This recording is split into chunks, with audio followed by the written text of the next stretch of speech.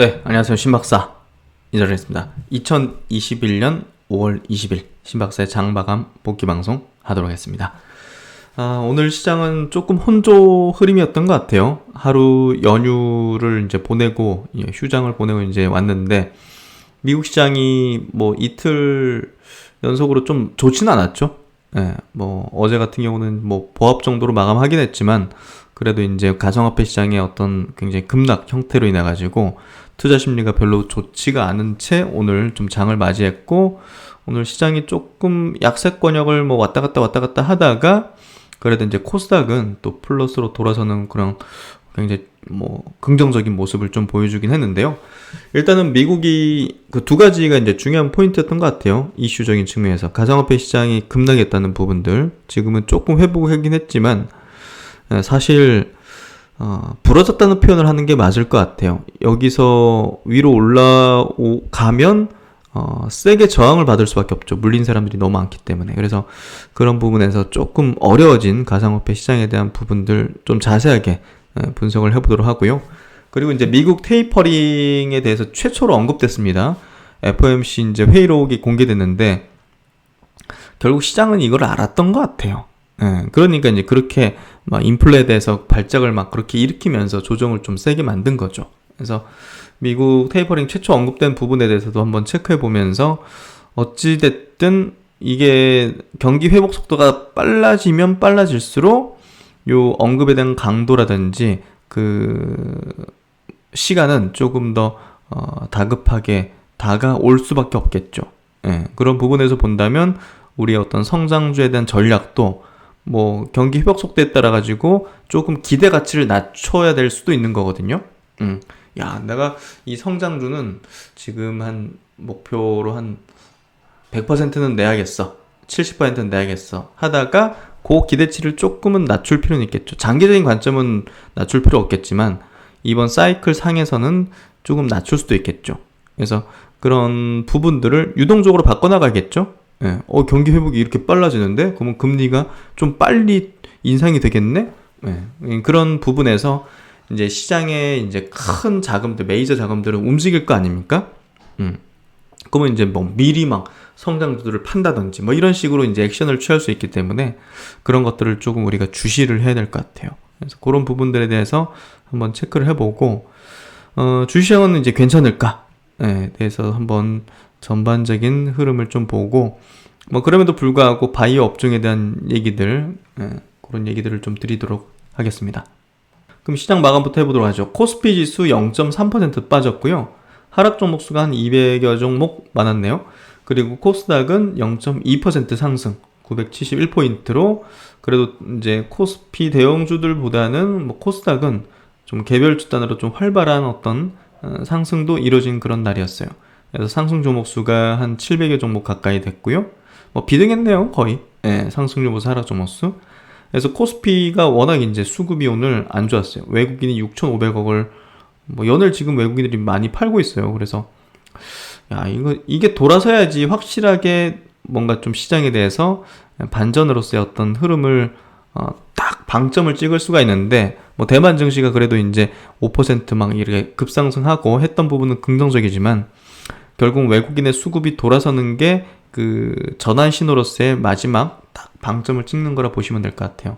아직은 외국인들이 많이 팔고 있기 때문에 수급상 부담을 느끼고 있다 볼 수 있고, 기관들도 2천억 정도 순매도를 했고, 코스닥 쪽으로는 그래도 외국인 기관들이 순매수, 외국인 980억 정도, 기관은 뭐 크진 않았지만 95억 정도 순매수를 하면서 오늘 코스닥이 좀 강할 수 있었던 수급의 포인트였고, 그리고 코스피 시장에서 이제 일자별 외국인의 수급을 보면요, 이거 진짜 무섭게 팔아 제끼는 거라서 이걸 뭐라고, 이런 수급 속에서 시장이 갑니다 이렇게 얘기하는 것도 조금 어려울 것 같고요. 뭐 가자라고 외치기에는 외국인의 수급이 좀 돌아서는 게 확실히 좀 보여줘야 될 것 같아요. 그렇죠? 지금 연일 뭐 지금 뭐 조 단위부터 해가지고 6천억 단위씩 매도한다는 것 자체가 일단은 개인들의 수급도 한계가 있고, 그만큼 덩어리로 팔기 때문에 시장을 최근에 짓누르는 어떤 주 요인은 외국인의 수급이라고 보면 될 것 같아요. 기관들도 오늘은 2천억 정도 순매도, 개인이 8,500억 순매수. 코스닥 쪽으로는 그래도 오늘 쌍끌로 순매수 18일 이어서 순매수의 흐름을 좀 보였고요. 업종별로 보면 코스피 쪽에서 전기전자에만 완전 국한된 매도 수급은 아니었던 것 같네요.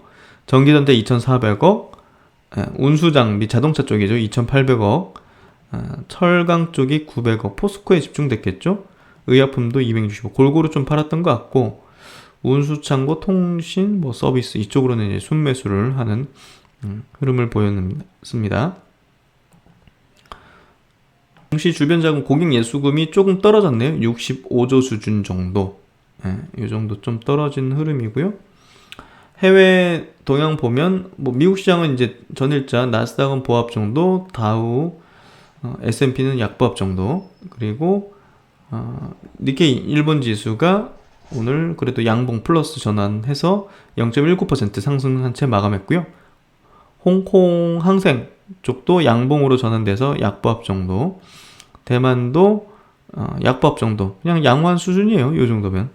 그리고 상해 증시 보합 정도, 양봉이네요. 그래서 아시아 전반 시장 그렇게 나쁘진 않았던 것 같고요. 오늘 시장의 우려감에 비해서는 시장은 어느 정도 잘 방어가 됐던 것 같아요. 오늘 외국인과 기관의 동시 순매수 쪽을 보면요. 그래도 이제 오늘 외국인이 많이 팔았는데 외국인까지 동반해서 순매수한 종목은 그래도 의미는 있을 것 같아요. SK하이닉스가 그래도 외국인이 순매수를 해줬고, 하나솔루션, 이번 한미 정상회담에서 아마 신재생에너지 관련해서도 아마 얘기들이 나올 것 같은데요. 하나솔루션, 역시나 이제 기관과 외국인 쌍거리로 230억 정도 순매수. 오늘 CJCGB가 좀 강했어요. 5.6%. 역시나 이제 동반 순매수가 들어오면서 일단은 컨택주잖아요. 이제 백신 보급되면 영화관을 이용할 수 있겠다. 최근에 기관들이 이렇게 쭉 계속 순매수를 하는 흐름을 보여주고 있는데요.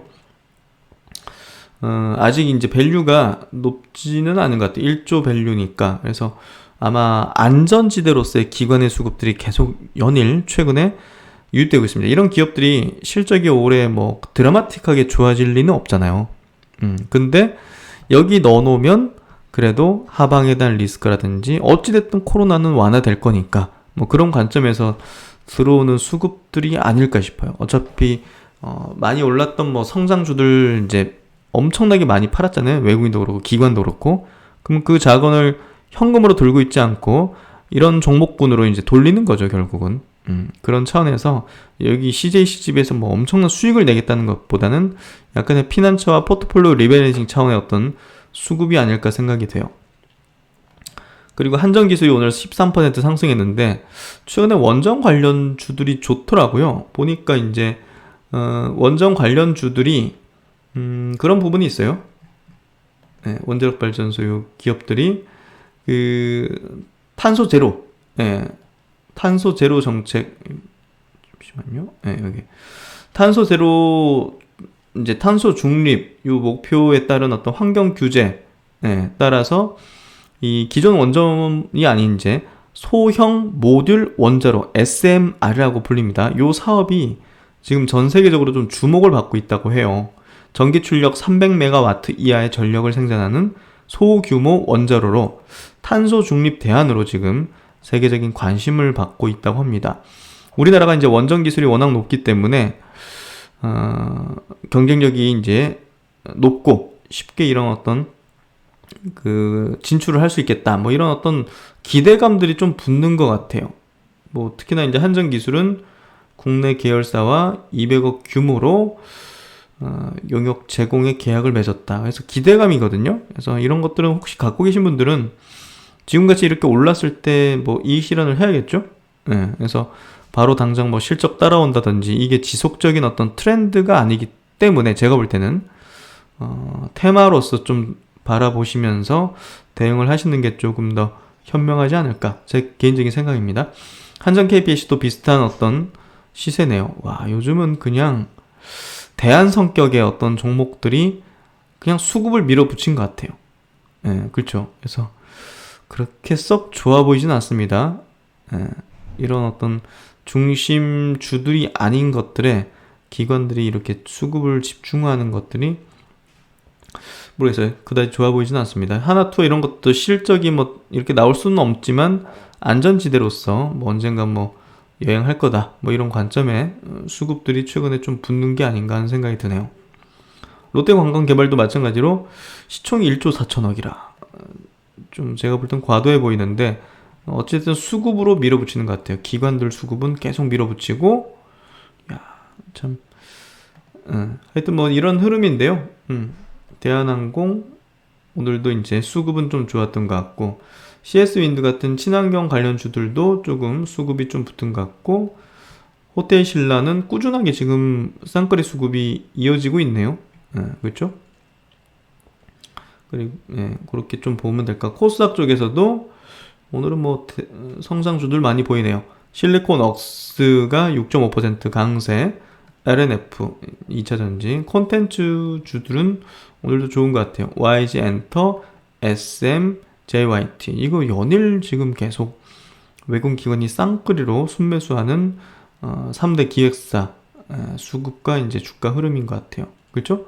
그리고 반도체 종목들이 좀 많습니다. 유진테크, 테크윙 4, 5%씩 오르면서 외국 기관 쌍끌이 수급 이어지고 있고요. 에코프로 BM 같은 2차전지 그리고 SFA 반도체 장비 쪽 오스템 임플란트 이제 이런 쪽도 이제 붙는 반도체 종목이 좀 많은 것 같아요. SK머티리얼즈, 이오테크닉스, 솔브레인, 유니셈도 그래도 순매수 상위에 포진이 되어 있네요. 그래서 오늘은 성장주 콘텐츠주들이 수급이 좀 좋았다. 이렇게 좀 정리될 것 같네요. 그리고 이제 코스피 시총 상위 종목들은 그다지 오늘 좋지 않았어요. 그래서 코스피가 별로 안 좋았던 것 같고 삼성전자, 약보합, 하이닉스가 그나마 플러스에 LG화학이 2.5% 강세를 좀 보이는데요. 아무래도 이제 SK이노베이션도 시장 대비 강했듯이 이렇게 보합이잖아요. 아마 한미 정상회담의 어떤 영향도 삼성 SDI도 이제 플러스로 마감됐다는 거 시장 대비 강했죠. 그래서 그런 영향인 것 같고 카카오 같은 경우는 이제 일본 그 피코마 넘버원 앱 애니 회사죠. 그 회사가 이제 투자 유치를 받았는데 밸류를 9조 원 가까이 받았어요. 8조 8천억. 그래서 그런 부분이 좀 좋은 영향을 미친 게 아닌가. 플러스 네이버도 이제 플러스. 오늘 현대차그룹이 좀 약했네요. 2.8% 빠졌고 기아가 3%. 그렇죠? LG전자 보합 정도. 모비스 보합. 포스코가 이제 5% 정도 밀렸고요. 제가 볼 때는 어느 정도 고점 찍은 모습이에요. 포스코. 그런 흐름을 좀 보이고 HMM은 와 이거는 뭐 이렇게 센지 모르겠네요. 저도 해석이 좀 불가한 것 같습니다.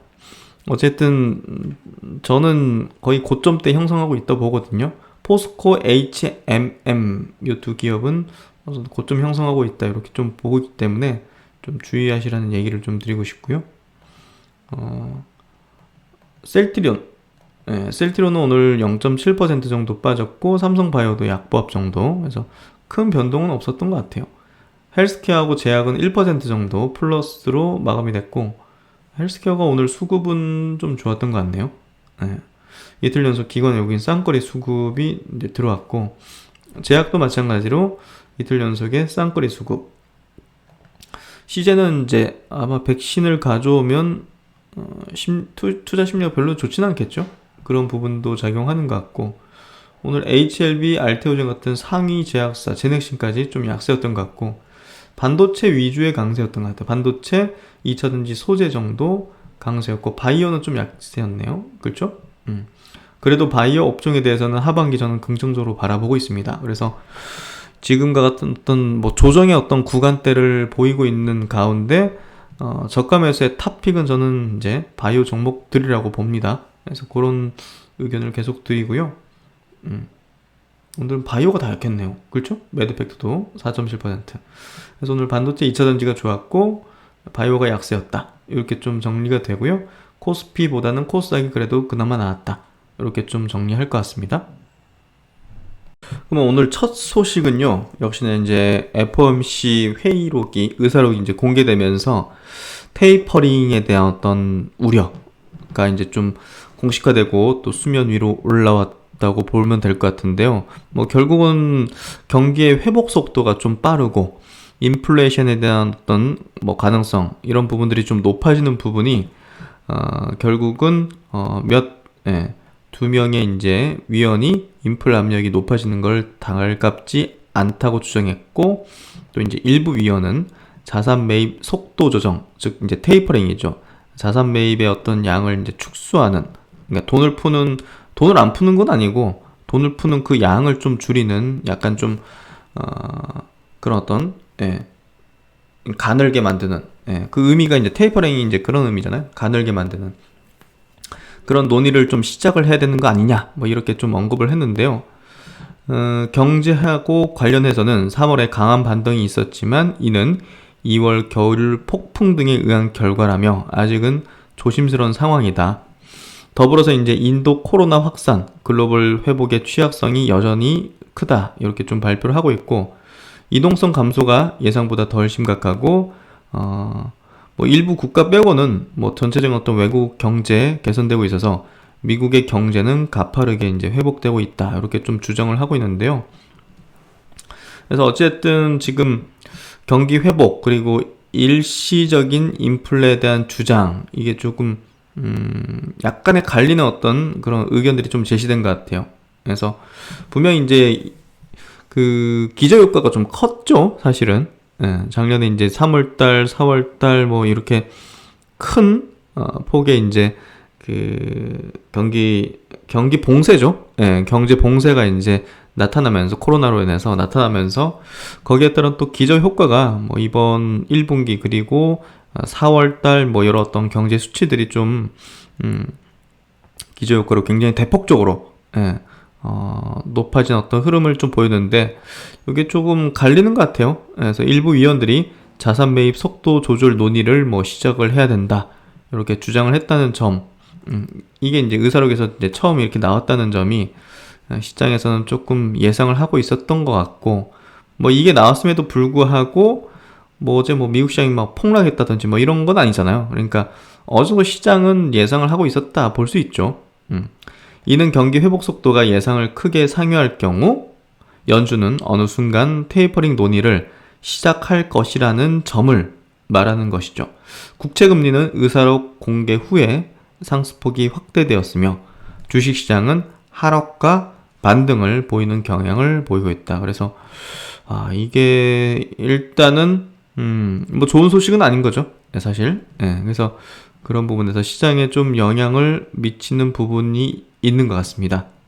그래서 이제 각종 언론들도 이제 뭐 테이퍼링 첫 신호가 나왔다, 긴축이 좀 당겨지는 거 아니냐, 뭐 이런 식으로 이제 기사들이 좀 쏟아지면서 지금 현재 투자들에게 있어가지고 굉장히 갈팡질팡하게 만드는 내용들이 지금 연이어서 나오고 있어요. 인플레 우려감에 막 이렇게 FOMC 회의록 공개됐는데 테이퍼링에 대한 언급이 가능성이 처음 등장했고, 또 가상화폐 시장이 이거 붕괴 아니야 할 정도의 어제 뭐 한 반토막씩 이렇게 하루에도 뭐 일시적이지만 그렇게 났던 부분들이 붕괴에 대한 어떤 가능성으로 상당히 좀 귀결되고 있는 건 사실이거든요. 그래서 그 엄청난 거래대금이 터지고 있는 그 가상화폐 시장이 이렇게 흔들리고 고점권에서 그렇게 이제 떨어졌다는 거는 이제 물린 사람들이 위에 꽉꽉 있다는 거기 때문에, 이거 20년 전에 그 IT 버블을 연상하게 만드는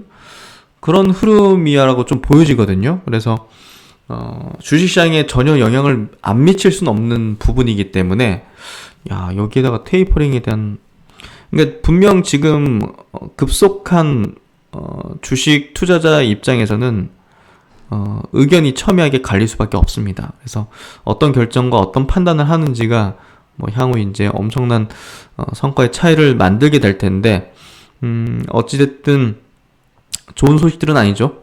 좋은 소식들은 아니라는 점을 뭐 일단 뭐 인식은 해야 될 것 같고요. 그래서 이제 아직까지는 뭐 그래도 연준 다수의 인플레이션 시각은 기존의 입장과 이제 크게 다르지 않고, 경제가 이제 상당한 추가 진전을 이루기까지 시간이 좀 걸릴 수밖에 없다는 점은 뭐 다수의 의견이기 때문에 아직 뭐 엄청 뭐 굉장히 위험스러운 그런 어떤 단계까지는 아니라 보면 될 것 같습니다. 일단은 이런 내용이 나왔다는 건 좀 감안해서 전략상 좀 구성을 해야 되지 않을까 싶습니다. 오늘 같은 경우 뭐 여행주들 비롯해가지고 뭐 그런 어떤 컨택 관련된 기업들이 굉장히 좀 급등했죠. 네, 뭐 CJ, CGV 같은 뭐 영화 관련된 기업들, 그러니까 그런 기업들이 지금 기관들이 굉장히 매수를 많이 하고 있는데요. 이런 영향도 좀 있는 것 같아요. 문재인 대통령이 이제 워싱턴에 도착했다는 내용, 그리고 여기서 뭐 반도체 쪽하고 뭐 백신 쪽하고 뭐 약간 빅딜에 대한 얘기들, 그러니까 백신을 많이 가져올 수 있는 그런 어떤 협상이 그리고 결과들이 좀 나올 걸로 보기 때문에 그런 부분에서 백신을 많이 가져오면 우리나라도 보다 더 이제 집단면역이 형성되고 일상생활로 돌아갈 수 있다는 가능성, 그런 부분들이 이제 대면 기업들, 컨택 기업들에 대해서 그동안 가장 피해를 많이 봤던 게 결국은 뭐 여행이라든지 뭐 영화관 뭐 이런 쪽이잖아요. 면세점 그래서 그런 기업들이 조금 더 강한 어떤 흐름을 보인 게 아니었을까 하는 생각이 드는데요. 어쨌든 뭐 어떤 결과가 나올지는 뭐 이미 뭐 결정이 돼 있을 거고 사인만 하러 가는 거라 보시면 될 것 같고, SK이노베이션 배터리 공장도 방문하기로 돼 있네요. 그리고 백신 협력 강화 방안에 대해서 논의할 예정이라는 점, 그리고 우리나라에서 이제 위탁 생산하는 부분들에 대해서 막 결정 지을 것 같고, 뭐 삼성바이오라든지 SK바이오사이언스 같은 기업이 아마 될 것 같고요. 배터리 쪽에서는 SK이노베이션이라든지 LG화학 그리고 삼성 SDI 같은 기업이 뭔가 좀 나올 수 있고, 오늘 반도체 장비주들도 좋았죠. 뭔가 좀 나오긴 할 것 같아요. 그래서 그런 부분에서 회담 결과는 뭐 한미 정상회담 직후에 공동 기자회견을 통해서 회담 결과를 이제 설명할 예정이라고 합니다. 그래서 뭐 좋은 소식은 나올 거로 보여지고요. 요거에 대한 기대감이 아마 몇몇 업종에 이제 영향을 미치면서 최근에 어떤 시세를 더 강하게 만들었다고 보여지고요. 결국 뭐 백신 위탁 생산 기업들 그리고 뭐 반도체 관련 기업들 백신을 많이 가져올 수 있으면 이제 일상생활 갈 수 있겠구나 하는 그런 컨택 관련된 기업들, 이런 쪽으로 수급이 최근에 좀 좋았던 것 같아요. 그 비트코인 관련된 얘기를 좀 하도록 할게요. 어제 이제 비트코인 비롯해가지고 가상화폐 시장이 굉장히 큰 폭으로 이렇게 하락, 거의 폭락 수준이었죠. 폭락을 겪고 대부분 이제 밑꼬리를 그리면서 지금은 뭐 상승 반전되는 그런 흐름을 좀 보여주고 있긴 한데요.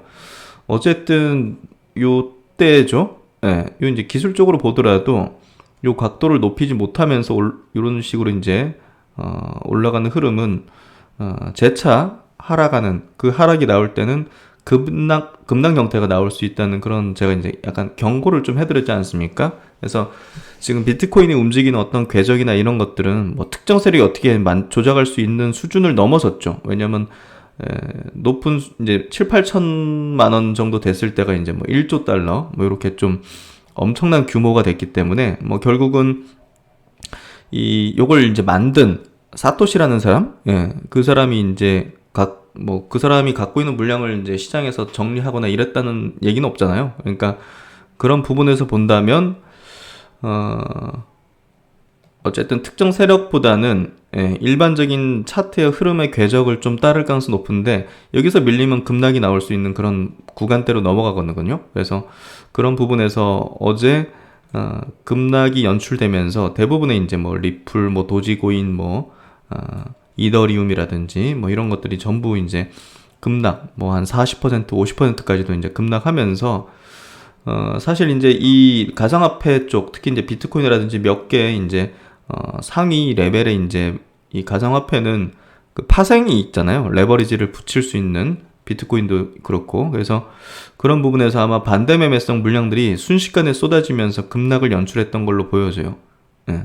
이게 이제 급락이 나오면 주식시장에도 영향을 미칠 것이라는 얘기를 들었는데, 어제 미국 시장에서도 영향을 좀 미쳤고, 또 오늘 뭐 국내 시장 비롯해가지고 현재 시점에서 아시아 시장 전반적으로 이런 영향을 좀 보여주는 것 같아요. 그래서 일단은 여기서 급반등이 나오기보다는 좀 지지부진한 어떤 흐름들이 좀 전개될 것 같고, 급락 형태가 나왔기 때문에 여기서 뭐 가상화폐가 여기서 다시 또 폭락할지는 뭐 정확히는 알 수는 없지만, 그래도 어느 정도의 어떤 일단락된 면은 좀 보이는 것 같아요. 급락의 어떤, 그리고 이제 투매성의 어떤 물량이 쏟아지는, 반대매매성의 어떤 물량이 쏟아지는 그런 흐름에서는 조금 이제 지나간 어떤 흐름이 좀 나오는 것 같고요.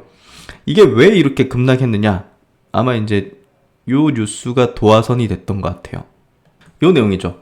중국이 가상화폐 집중 단속을 시작했다. 엎친다 덮친, 뭐 비트코인 급락세다. 한마디로 중국이 가상화폐 인정 안 하겠다. 채굴도 뭐 금지시키겠다. 뭐 이런 거예요, 결국은.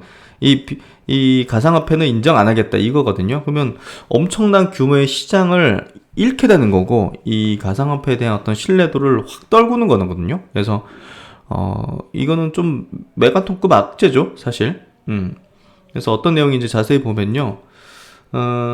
경제 매체 차이신 등에 따르면 중국 북부 네이멍구 자치구는 지난 18일부터 가상화폐 채굴장 신고망 운영에 들어갔다. 신고 대상에는 가상화폐 채굴 기업뿐만 아니라 채굴 기업에 땅이나 각종 서비스를 제공하는 기업까지 포함된 거예요. 그래서 채굴 자체도 이제 못하게 막는 그런 어떤 제재인데요. 비트코인을 비롯한 민간 가상화폐를 체제에 대한 도전 요인으로 여기는 중국이 자국 내 가상화폐 신규 발행 및 거래 금지 차원을 넘어서 이제 채굴까지도 금지하려는 움직임을 본격화한 것이다. 그래서 세계 비트코인 채굴 중에서 65%가 중국에서 이루어지고 있다는 부분에서 본다면 이거 굉장히 좀 뭐 커다란 악재라 볼 수밖에 없고요. 이게 이제 어제 가상화폐 전체 시장을 뒤흔든 그런 주 요인이라고 볼 수가 있죠. 앞서 이제 중국 금융당국은 자국 내에서의 어떤 가상화폐 거래를 원천 봉쇄하는 초강력 규제안을 발표한 바 있다. 중국 뭐 인터넷 금융협회, 은행협회, 지불청산협회는 지난 18일 밤 모든 금융기업과 지불 서비스 제공 업체는 결단코 그 어떤 가상화폐 관련 활동도 해선 안 되며 이를 어기면 공안 조사와 상응한 처벌을 받을 것이라는 내용의 공문을 회원 기업들에 보냈다. 중국은 지난 2017년부터 이미 가상화폐 신규 발행과 거래를 전면 금지해 왔으나 거래소를 우회해 위챗페이 같은 모바일 결제 시스템 등에서 가상화폐를 거래하는 경우가 증가하자 더욱 강화된 규제안을 다시 꺼내든 것이다. 특히나 이제 최근에 뭐 앨런 머스크가 막 정말 막 뭐 여러 가지 발언을 통해 가지고 도지코인이 막 급락했다, 다시 급등했다, 뭐 이런 어떤 현상이 벌어지고 있는 과정 속에서 중국이 이런 발표까지 하면서 뭐 결국은 투심을 완전 주저앉게 만든 거죠. 그래서 어찌됐든 이 가상화폐에 대한 신뢰도는 조금 이제 작년 대비 좀 떨어진 걸로 좀 볼 수가 있고, 뭐 머스크가 지금 트위터에서 계속 뭐 얘기를 하는 것 같아요. 테슬라는 다이아몬드 손을 가지고 있다. 뭐 결국은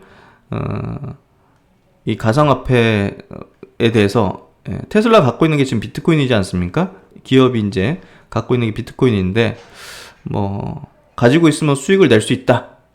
팔지 않을 것이다. 이런 관점에 다이아몬드 손이라는 내용의 트윗을 올린 것 같아요. 계속 보유하는 거래인을 뜻하는 표현이라고 하네요. 어쨌든 뭐 이런 내용들이 어제 이제 가상화폐 시장을 출렁이게 만들었고, 어쨌든 레버리지 물량까지 쏟아지게 만들면서 주식시장까지 영향을 미치는, 투심까지 영향을 미치는 그런 흐름이 됐는데요. 그리고 이제 씁쓸한 내용인 것 같은데요. 비트코인 그리고 뭐 테슬라 상승, 이제 주요 때 혁신 기업들의 상승에 이제 베팅을 해가지고 이제 굉장히 좀 좋은 호응을 받았었던 이 돈나무라고 불리는 이제 캐시 우드, 이제 아크 인베스트 대표가 최근에 보면 이제 언론에서도 조금 좋지 않은 어떤 뉘앙스의 이제 표현들이 좀 나오는 것 같아요. 대놓고 시세 조종한 돈나무 캐시 우드 해서 뭐 비트코인이라든지 가상화폐가 이제 이렇게 폭락하다 보니까 좀 안 좋은 그런 내용들이 좀 나오는 것 같아요. 비트코인이 지금 최고의 매수 시점이다. 뭐 이런 식으로 전 국민이 시청하는 방송에서 노골적으로 매수를 권유했다. 시장의 어떤 패닉 셀링에 뭐 호객꾼을 좀 역할을 자처하면서 또 이제 비트코인을 디지털 금에 비유하면서 채굴을 할 때 어떤 전력이 땅속 금을 채굴하는 것보다 훨씬 더 낮게 든다. 비용적으로 뭐 이런 식의 어떤 좀 궤변을 했다. 뭐 이렇게 좀 표현한 것 같은데요. 뭐 단 한 번도 투자 실패 책임 발언이 없다 해서 참 몇 달 상간에 어떤 언론의 이제 표현이 완전히 뒤바뀐 그런 흐름을 좀 볼 수가 있는 것 같은데요. 그 현직 재무부 장관에 대해서도 가상화폐에 대해서 좀 안 좋게 얘기하고 잘 모른다. 역기능에 대해서 이렇게 막 강조하는 부분들에 대해서 조금 직격탄을 날린 그런 발언들도 좀 했던 것 같고요. 그리고 이제 최근에 뭐 아크인베스트 분석 보고서에서 비트코인 전력 소모 문제를 뭐 얘기를 했는데 비트코인을 뭐 디지털 금에 해당한다 해가지고 이 디지털 금을 채굴하는 데 쓰이는 전력이 실제 금을 캐는 데 들어가는 전력보다 낮다는 주장을 하면서 비트코인은 이제 금과 동일하게 보면서 그걸 이제 채굴하는 비용에 대한 비교를 하는 조금 보고서를 낸 것 같은데 뭐 이거에 대해서 좀 황당한 보고서다. 이거는 조금 제가 볼 때도 좀 뭐랄까 좀 합리적인 어떤 비교는 아닌 것 같은데 어쨌든 지금 관련된 뭐 상품들이 이제 많이 떨어지면서 다소 좀 좋지 않은 이렇게 좀 평가들을 언론의 어떤 표현들을 좀 낳게 되는 것 같아요. 그래서 투자사 대표가 나와가지고 매수 권유하거나 이런 거는 좀 좋은 어떤 부분은 아니죠. 이게 약간 규제적으로도 좀 올바른 건지 모르겠지만요. 어쨌든 비트코인도 그렇고 테슬라에 대한 부분도 매수를 권유하는 그런 행위를 좀 했던 것 같아요. 하여튼 뭐 몇 개월 상간에 완전히 뒤바뀐 평가에 대해서 조금 증시라는 게 참 그래요. 순식간에 이렇게 바뀌어버리는 평가를 보이기도 하는 곳이기도 합니다. 또 오르면 또 달라질 수도 있겠죠. 그래서 뭐 요런 곳이다. 이렇게 좀 이해를 하시면 될 것 같습니다. 그러면 이제 여의도 쪽에 이제 비트코인 커버하는 이제 어떻게 보면 유일한 전문가죠. 가상화폐 이제 애널리스트라고 볼 수 있는 요 SK증권의 한대훈 연구원의 이제 비트코인 급락 사태에 대한 어떤 현재 상황 판단에 대한 코멘트를 한번 들어보도록 하죠. 비트코인 그리고 가상화폐 시장에 대해서 이제 짚는 이유는요. 결국 이제 주식시장에 대한 영향도 때문이에요. 여기 급락하면 어제도 보셨겠지만 이제 미국 시장이 이제 순간 급락했던 것처럼 결국은 주식시장에도 별로 좋은 영향을 미치는 건 아니에요. 그런 부분에서 사실 이렇게 많이 떨어지거나 하는 것들은 조금 부담이죠. 점진적으로 떨어진다든지 아니면 왔다 갔다 하는 식으로 흘러가는 게 조금 더 낫지. 근데 급락의 어떤 부분들이 조금 예상해 볼 수 있는 과도한 어떤 막 정말 이슈나 뭐 어떤 누군가의 발언 때문에 막 급등하고 가치가 막 생성되고 하는 것들은 분명히 이제 과도하고 버블이 꼈던 거죠. 사실 이게 뭐 어떤 가치가 있다고 보기도 쉽진 않기 때문에 이게 버블인지 뭔지 또 판단하기 좀 어려운 그런 부분 같고요. 어쨌든 이 가상화폐에 대해서 긍정적으로 바라보는 이제 측은 이게 지금 많은 기관들도 그렇고 어떤 주요 기업들이 이제 결제 수단으로 채택을 하고 있고 기관 투자도 많이 매입을 하면서 그런 어떤 제도권 안으로 들어오는 부분 뭐 가상화폐 거래소 코인베이스가 이제 상장한 부분들에 대한 이제 공식적인 어떤 루트가 됐다. 그런 관점이잖아요. 근데 그런 것들이 어제 이제 중국에서 좀 허물어졌고 테슬라가 또 결제 수단으로서의 어떤 그거를 뒤바꾸면서 사실상 좀 판단하는데 조금 애매모호하게 됐죠. 그런 부분인데 어쨌든 검은 수요일로 불릴 정도의 역대급의 하락장이 펼쳐졌는데요. 사실 주식시장은 이제 우리나라 같은 경우 6시 반 정도 열리잖아요. 9시부터 3시 반까지. 근데 가상화폐는 뭐 24시간 돌아가기 때문에 어떤 악재가 이렇게 막 연쇄적으로 발동되면 이게 막 전염돼가지고 순식간에 이렇게 막 반토막도 나는 거예요, 결국은. 제어할 수 있는 어떤 장치가 없잖아요.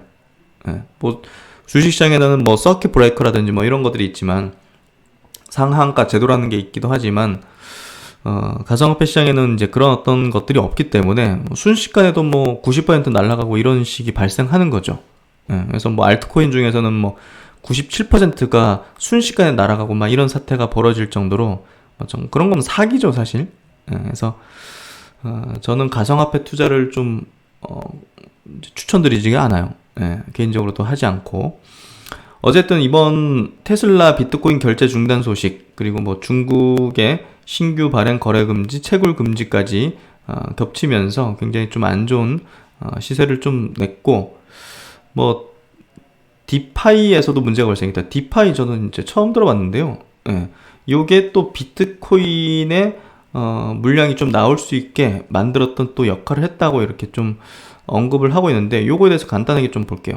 정말 뭐 다양하게도 상품을 만드는 것 같은데요. 한 블로그군요. 한 블로그에 있는 내용을 한번 보면서 말씀드릴게요. 디파이라는 어떤 개념이 요 이제 탈중앙화 금융, 기존 은행 등의 중개 금융사 없이 금융거래 하는 거예요. 우리가 이제 돈을 빌릴 때는 은행을 거치거나 뭐 보험회사를 거칠 수도 있고, 증권회사를 거칠 수도 있고, 그렇죠? 그 기존에 이제 중개 금융사를 거쳐서 이제 하지 않습니까? 근데 탈중앙화 금융이라는 거는 이런 걸 거치지 않는다는 거예요. 이런 걸 이제 잠시만요. 이런 걸 이제 거치지 않고 개인 간에 이제 그냥 한다는 거죠. 이렇게 은행 없이, 중개업체 없이 이제 개인과 개인이 직접 돈을 주고받게 하는 개념인데요. 그래서 이제 보시면 결국은 이제 탈중앙화 이제 개념으로서 대표적인 게 결국 이제 비트코인인 거죠. 이게 뭐 중앙은행이나 뭐 은행을 거치지 않고 이제 막 주고받는 거잖아요, 지금 이거를. 그렇기 때문에 결국 이제 요 탈중앙화 개념의 베이스로 설계된 게 이제 비트코인인데, 실제로 이제 이 비트코인은 금융 기능을 하기에는 좀 매우 부적합하다는 거죠. 주고받고 전송 시간이 긴 편이고, 거래 수수료가 좀 비싼 편이고, 업비트 기준으로 뭐 54,000원. 주고받기 이외에 다른 기능이 전혀 없다. 그래서 이것들을 보완해서 뭐 이게 빠르게 이렇게, 그리고 딱 이게 예금 개념으로 딱 이렇게 놔둬가지고 수익이 창출되게 하는 그런 개념으로서 이렇게 디파이라는 어떤 기능을 실제로 구현한 그런 전용 코인들이 좀 출시됐나 봐요. 그래서 이 코인들은 필요로 하는 사람한테 빌려주고 수익을 창출할 수 있는 그런 기반으로서 이 개인이 좀 대부업을 할 수 있는 그런 개념으로 만든 것 같아요. 그래서 이제 많은 사람들이 요 데파이 이제 여기에 투자를 해가지고 요걸로 이제 비트코인을 대출을 했나 봐요. 근데 이제 그 일부가 이제 막 이렇게 막 급락하다 보니까 매도 압력을 좀 높이면서 매물이 좀 출회된 것 같고, 레버리지 물량들도 많이 좀 나온 게 갑작스러운 급락에 어떤 영향을 미친 것 같다고 조금 그렇게 좀 의견을 주고 있네요. 어쨌든 테슬라와 중국발 이슈가 차익 실현의 빌미로 작용했고, BSC 계열의 디파이 문제와 레버리지 청산이 맞물리면서 큰 폭으로 하락한 것이다. 그리고 가상자산 시장의 개장 시간은 이제 주식시장보다 뭐 5배 길다. 즉 일주일치 악재가 한 번에 쏟아진 것이다. 단기적인 악재가 하루에 모두 쏟아져 나오면서 낙폭을 키웠다. 당분간 변동성 확대는 이어질 것으로 보이지만 급락의 배경은 대부분 일회성 이슈거나 이미 시장에서 알고 있던 이슈다. 기관 투자자 및 기업들의 시장 진입과 제도권 편입 등은 지금도 진행되고 있다는 점에서 중장기적 전망은 유효하다. 그래서 뭐 결론적으로는 중장기적으로는 뭐 전망 좋다. 이렇게 좀 의견을 비율을 이제 제시를 했고, 일단은 뭐 지금 상황에서는 조금 한번 지켜봐야 될 것 같아요. 지금 당장 뭐 V자로 막 가상화폐들이 막 반격하고 시세가 이런 흐름은 좀 어려울 것 같고, 어쨌든 위에 꽉 들어찬 물린 사람들이 이제 굉장히 많기 때문에 올라올 때마다 매물 압박의 어떤 저항의 요인을 좀 받을 걸로 보여지고요. 어쨌든 중국이 이런 식으로 좀 했고, 향후 다른 어떤 기관들이라든지 정부들이 어떤 제스처를 취할지를 우리가 조금 지켜봐야 될 것 같아요. 얼마 전에 그 연준이 경고를 했지 않습니까? 이 가상화폐 이제 인정할 수 없다는 측면으로. 그러니까 연준의 발언을 우리가 무시해서는 안 돼요. 연준이 가상화폐나 이런 자산시장의 어떤 버블에 대해서 경고를 했고, 또 이제 그런 어떤 금리 인상에 대한 어떤 기조의 발언을 그게 실수일 수는 없죠, 사실. 그런 부분을 했다는 측면은 어느 정도 우리가 조금 조심을 해야 된다는 관점으로 좀 봐야 될 것 같아요. 그럼 이제 지금 시점에서 한번 테슬라를 한번 짚어보고 싶어요. 테슬라의 최근에 이제 주가 차트는 이렇습니다. 중장기 이평선 이제 241선이죠. 요 부근까지 지금 내려와 있는 상황인데요. 563불 정도입니다. 사실 이제 테슬라가 최근에 좀 많이 빠진 이유는 뭐 사실 그 기술주들 하락 요인, 그리고 앨런 머스크의 여러 가지 어떤 발언에 의한 신뢰도 저하, 뭐 이런 부분이 아마 커지 않았을까 싶어요. 그리고 테슬라가 투자한 비트코인 가격의 또 최근에 어떤 급락, 이런 부분이 아마 영향을 미쳤다 보여지는데요. 뭐 그럼에도 불구하고 본질적인 테슬라라는 기업의 어떤 경쟁력, 가치, 그리고 최근에 어떤 행보들을 좀 우리가 짚어보면서 지금 수준의 가격이 이게 뭐 추세가 붕괴되는 거냐, 아니면 굉장히 거품 껴서 꺼지는 거냐, 아니면 저가 매수의 기회일 것이냐, 계속 성장을 해나가는 것이냐, 뭐 이런 것들을 짚어보면서 조금 본질적인 어떤 기업의 내용으로 한번 들어가 볼 필요가 있다고 생각이 돼요. 그래서 그런 부분에서 미래에셋 대우에서 나온 리포트를 한번 좀 보도록 하죠. 그 박연주 연구위원께서 이제 쓰신 건데, 테슬라가 가는 길, 역시 이제 이 기업이 가는 그 자율주행과 전기차로의 어떤 그 방향에 대해서 좀 경쟁력에 대해서 좀 분석을 하는 건데요. 2022년을 주목하는 이유 해서 단기 노이즈, 뭐 최근에 여러 가지 노이즈, 단기 노이즈보다는 핵심 경쟁력에 주목을 해보자. 투자 의견 매수로 이제 커버리지를 이제 게시를 하겠다. 테슬라의 주가는 뭐 시장 금리의 상승, 새로운 모멘텀 부재 및 단기 불확실성 등 뭐 이런 단기 불확실성은 뭐 비트코인 가격 변동에 따른 부분이 컸을 거라 보여지고, 단기 변동성은 이제 지속될 수 있으나 지금 뭐 구간에서 왔다리 갔다리 하는 그런 어떤 뭐 비트코인 가격이 오르면 올라가고 내려가고 뭐 앨런 머스크 뭐 발언에 따라서 등락을 하는 그런 어떤 변동성은 지속될 수 있지만, 중기적으로 우리가 좀 테슬라라는 기업을 한번 바라볼 때 어떤 관점과 어떤 방향성에 대해서 우리가 전망을 할 수 있을까? 결국 이제 자율주행, 전기차의 핵심 경쟁력에 대한 포인트로 한번 접근을 해야 되는데, 이런 부분에서 핵심적인 경쟁력을 보유하고 있는 것은 누구나 아는 사실이고 누구나 인정합니다. 경쟁 업체와의 격차는 지금 현재 더 벌어지고 있는 상황에 있죠.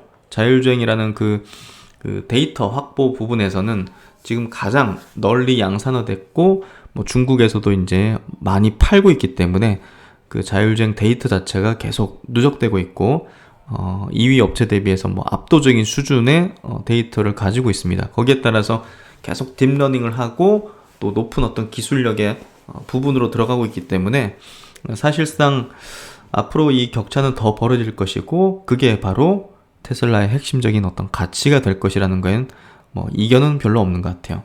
특히 이제 2022년 자율주행 기술 발전과 4680 배터리 셀 양산 시 기업 가치에 대한 어떤 레벨업이 좀 예상된다. 배터리 이제 셀까지 양산할 경우 사실상, 그리고 완전 자율주행 기술을 가장 먼저 선보이게 될 걸로 지금 예측이 되고 있지 않습니까? 뭐 그렇게 된다면 기업 가치 레벨업은 뭐 분명 업이 될 수밖에 없다. 자율주행이 레벨 5 수준까지 발전하지 않더라도 운전자 편의 및 안정성 개선 측면에서 충분히 유의미한 수익원이 될 것으로 전망이 된다. 그러니까 이제 완전 자율주행까지 발전 안 해도 여러 가지 편의 안정성 개선 측면에서 야, 이거 테슬라의 그 소프트웨어보다, 자율주행 소프트웨어보다 더 나은 거 있냐? 예. 그러니까 자율주행 원하는 이제 운전자들은, 고객들은 테슬라 걸 가장 선호하고 돈을 내고 구입할 것이다. 그 얘기하는 거죠. 그래서 이제 단기적으로 7월 말 예정된 이 AI 데이에 주목할 필요가 있다. 배터리 데이도 있고 뭐 AI 데이도 이렇게 또 마련을 한 것 같습니다. 그래서 7월 달에 예정돼 있기 때문에 그때 또 기대 가치를 좀 받을 수 있는 그런 모멘텀이 있다는 측면에서 지금 주가는 좀 과도하게 내려온 게 아닌가, 이런 생각도 좀 드는데요. 목표가 $850, 매수 의견으로 커버리지를 게시합니다. 목표 주가는 2030년 지금 21년이죠? 2030년 예상 실적을 기준으로 산정했다. 자율주행 서비스의 사업 가치가 가장 중요할 전망이다. 결국 이제 구조적인 경쟁 우위를 갖고 있다는 게 핵심 가치인데, 딥러닝 기반으로 자율주행에서 핵심 경쟁력, 특히 이제 데이터, 소프트웨어, 그리고 반도체, 직접 이제 자율주행 핵심이 어떤 그 반도체 설계 능력을 갖고 있다는 거, 이런 부분이 이제 핵심적인 가치고요. 딥러닝 기반의 자율주행 핵심은 실도로 주행 데이터와 이를 효과적으로 처리할 수 있는 딥러닝 알고리즘, 데이터를 이제 저전력, 저비용으로 빠르게 처리할 수 있는 반도체 설계 능력, 차량 전체를 중앙 집중적으로 처리할 수 있는 펌웨어죠. 운영 체제, 이런 것들이라고 볼 수 있는데요. 테슬라는 이미 경쟁 업체와 상당한 격차를 확보, 향후 실도로 주행 데이터의 기하급수적인 증대, 2020년부터 도입되고 있는 4D 라벨링과 21년 말 도입 예정인 하드웨어 4.0 도조 컴퓨터의 활용으로 자율주행 기술의 완성도가 레벨업될 전망입니다. 그래서 결국은 이제 올해 말 내년 초 이렇게 연결되는 중요한 어떤 모멘텀, 자율주행에 대한 모멘텀이 있다는 걸 얘기해 주고요. 그리고 이제 배터리 기술력, 배터리 이제 기술력과 이제 운용 능력, 경험, 축적된 데이터를 바탕으로 4680 셀을 중심으로 배터리 원가 절감에 앞서 나갈 가능성이 높다. 이에 따라서 이제 굉장히 싼 전기차를 대량 양산 공급할 수 있는 그런 능력을 가지게 될 것이다. 결국 이제 4680 셀 양산 시 규모의 경제 효과와 함께 $25,000 전기차 양산 3천만 원 미만의 이제 전기차를 양산할 가능성이 높다. 이 경우 중기적인 판매량 전망치에 상향 조정이 가능하다. 그러니까 차 팔아가지고 남길 생각 없으니까 최대한 싸게 팔려면 배터리 가격을 많이 낮춰야겠죠. 그래서 자체적으로 이렇게 셀을 제조하는 그런 경쟁력을 앞으로 보일 것이고, 이 원가 절감에 따라서 25,000불 미만의 또 25,000불짜리의 전기차를 양산할 전망이다. 이런 부분에서 향후 이제 기대를 가질 것이다. 그래서 올해 예상되는 이제 매출 이제 이익 구조에 따라서 퍼는 뭐 정말 뭐랄까 자동차 업체들과의 비교는 안 되는 거죠. 530배. 내년도 예상 실적 대비해서 160배. 내후년에 대한 실적 대비해서 112배 퍼를 지금 보이고 있습니다. 그래서 현재 테슬라의 어떤 밸류에이션 측정은 퍼로서 지금 측정된 밸류가 아닌 거죠. 그만큼 이제 소프트웨어, 이제 플랫폼 기업으로서 지금 평가를 받고 있다. 이렇게 좀 보면 될 것 같고요. 뭐 한간에는 뭐 유명 투자자 그 마이클 버린가? 여러 어떤 자동차 메이커들과의 밸류에이션을 비교하면서 터무니없는 밸류에 테슬라를 공매도 친다. 뭐 이렇게 좀 주장을 하는 것 같은데, 뭐 비교 잣대가 틀리잖아요. 그래서 그런 의견에는 조금 저는 뭐랄까 동의하기 좀 어렵더라고요. 그래서 이제 주가가 이제 너무 많이 올랐거나 그리고 밸류에이션이 너무 높기 때문에 공매도를 찾는 어떤 명분을 가진다. 뭐 이거는 사실 죽기 딱 좋죠. 그런 식으로 이제 논리 펴다가 이제 테슬라에 대해서는 뭐 저 아래부터 공매도를 쳤던 측들은 많이 파산을 당했을 거고, 결국은 이제 성장에 대한 가치에 대한 어떤 평가 기준인 것 같아요. 그 부분이 누가 더 트렌디한가, 예, 그리고 그 시장을 추종하고 있는가, 이 부분에 따른 문제 같고요. 결국은 테슬라는 갈 길을 갈 것 같아요. 그래서 그런 부분에서 한번 체크를 해봤고요. 그리고 이제 이번 조정 장세 속에서 개인적으로 이제 가장 눈여겨보는 업종이 이제 바이오 업종이라고 이제 계속 제가 일관되게 말씀을 드리고 있잖아요. 그래서 지금 조정의 구간을 괜찮은 바이오 업종의 종목들을 저가 매수할 수 있는 그런 기회로 삼고 있다, 이런 얘기를 좀 들었는데, 뭐 그 중에 또 대표적인 기업이 또 파마 리서치 프로덕트입니다. 요 기업도 이제 뭐 제가 지속적으로 작년부터 언급을 드리고 분석을 해드리면서 커버를 하고 있는데요. 최근에 이제 주가 수준도 이제 전고점을 이제 돌파하는 그런 흐름이 좀 되고 있죠. 수급적으로도 굉장히 좀 좋은 어떤 흐름을 외국인도 이제 사들이는 그런 흐름을 보이고 있는 것 같고요. 우상향의 패턴, 그리고 완전 이제 역사적 신고가는 아니지만 상장하고 나서 오랜 기간 이렇게 좀 침체된 어떤 주가를 보이다가 최근에 우상향의 정배열 어떤 흐름을 좀 보이면서 52주 신고가를 내는 그런 흐름이 되고 있습니다. 이게 이제 실적 기반에서 이제 움직이고 있기 때문에 그런 부분이 좀 긍정적인 것 같고요. 매출액은 계속 증가하고 있어요. 코로나 사태도 불구하고 작년 같은 경우도 1,000억이나는 재작년에 비해서 높은 이제 증가된 매출액과 이익 수준을 보였기 때문에 코로나도 비껴간 뭐 미용 업체로서 대표 주자 아닐까 싶고, 밸류에이션이 뭐 엄청 과도하게 높은 수준까지는 아닌 것 같아요. 그래서 뭐 과거 이제 메디톡스라든지 휴젤 같은 업체들이 성장기에 받았던 밸류가 40배, 50배, 막 60배까지도 받았거든요. 그래서 그런 거에 비하면 그래도 그렇게 높은 밸류 수준까지는 아니다. 이렇게 좀 이해하면 될 것 같고요. KB증권 리포트를 좀 보면 파마 리서치 프로덕트는 이제 사명을 이렇게 좀 짧게 바꿨네요. 너무 길었어.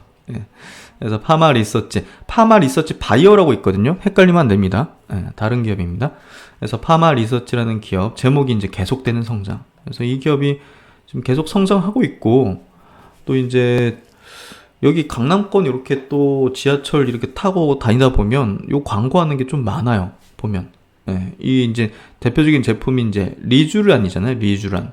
그래서 뭐 요즘 피부과 가면 요 리쥬란 광고 엄청 많이 붙어 있어요. 그냥. 그래서 그만큼 뭐 주요 지역 그런 데 이제 어떤 광고나 이런 것들이 굉장히 꾸준한 브랜드 광고를 통해서 소비자들의 어떤 인지도 상승을 노리는 전략을 유지하고 있는, 이제 리포트 적힌 걸 그대로 보여주고 있어요. 급여 조건 이슈로 소폭 감소한 콘드란 매출도 뭐 회복세에 있다. 그래서 환자 부담금도 감소하면서 이렇게 회복세를 좀 이끌어 나갈 거고, 1분기 실적이 또 굉장히 좋게 나왔습니다. 매출액이 345억, 영업이익이 123억으로, 야, 이거 고성장이 엄청나게, 작년 동기 대비해서 매출액이 67% 증가했고요. 그리고 영업이익은 170% 증가했어요. 그래서 야, 코로나가 이게 전혀 상관없네. 굉장히 특출난 성과를 보이고 있는 건 사실이거든요. 그래서 조금 미용 업종 내에서 사실 실적으로 보면 탑픽이에요. 그렇게 좀 이해하시면 될 것 같아요. 그래서 그런 부분을 좀 보시면 될 것 같고, 그래서 이제 다양한 어떤 제품 포트폴리오를 갖고 있어요. 의약품 쪽으로도 이렇게 이제 치료 분야 갖고 있고요. 미용 분야에서 콘주란, 리쥬란, 뭐 이렇게 리엔톡스까지 최근에는 안면 미용 이제 의약품 업으로도 확장하고 있고, 뭐 이렇게 상품들도 이제 판매를 하면서 다양한 어떤 포트폴리오군을 형성하고 있고요. 매출액과 이익이 동반해서 고도 성장기로 진입하는 그런 구간에 있기 때문에 업사이드에 대한 어떤 제한이 지금 활짝 열려 있다는 거, 그게 좀 중요한 어떤 이 기업에 대한 투자 포인트가 되지 않을까 싶습니다. 그래서 지속적인 관심이 좀 필요한 그런 기업으로 보면 될 것 같고요. 계속 커버를 한번 해보도록 하죠. 그래서 오늘 장 이렇게 좀 마감됐는데요. 오늘 좀 우려를 할 수 있는 포인트들이 좀 많았던 것 같아요. 그만큼 시장에 대한 뷰가 많이 갈릴 수 있는 그런 구간대이기도 한데요. 이럴 때일수록 제가 볼 때는 보다 더 이제 기업에 집중하고 그 업종과 산업의 어떤 트렌드에 좀 집중하는 게 맞을 것 같아요. 그래서 어떻게 보면 이런 부분들도 외부적인 어떤 요소, 외부적인 어떤 흔들림을 줄 수 있는 포인트인데, 결국은 그 해당 기업에 대한 어떤 포인트로 접근하고 거기에 대한 확신을 가지는 기업들을 외풍에 의해서 이제 흔들리지 않고 보유를 하는 전략이 저는 가장 지금 할 수 있는 가장 적합한 투자 전략이자 행동이 아닐까 싶습니다. 그래서 그런 내용들 좀 얘기를 드렸고, 시장이 출렁거려도 좋은 흐름을 낼 것들을 가지고 있다면 불안해할 필요까지는 없을 것 같아요. 가상화폐는 결국은 급락할 게 좀 뻔해 보였죠. 그래서 주의를 좀 드렸었고, 모쪼록 이제 피해는 없으셨기를 바랍니다. 하여튼 계속적으로 시장에 대해서 세심하게 분석하고 진단하고 또 마감 복귀를 해 나가면서 보다 더 이제 빠르고 신속하고 그런 현명한 판단을 하는데 도움이 되도록 하겠습니다. 네, 오늘도 고생 많으셨고요. 여전히 날씨가 좀 비가 오거나 하는 그런 날씨네요. 날씨가 좀 맑아졌으면 좋겠는데, 네, 하여튼 편안한 저녁 시간 되시고 신박사는 또 다음 시간에 뵙도록 하겠습니다. 감사합니다.